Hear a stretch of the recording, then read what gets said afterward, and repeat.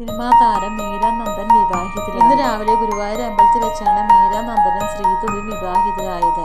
ലണ്ടനിൽ അക്കൗണ്ടായ ശ്രീജുവാണ് നടിയുടെ ഹൽദി അടക്കമുള്ള വീഡിയോസ് എല്ലാം സോഷ്യൽ മീഡിയയിൽ ഏറെ വൈറലായി. മീര നന്ദന്റെ വിവാഹത്തിൽ അടുത്ത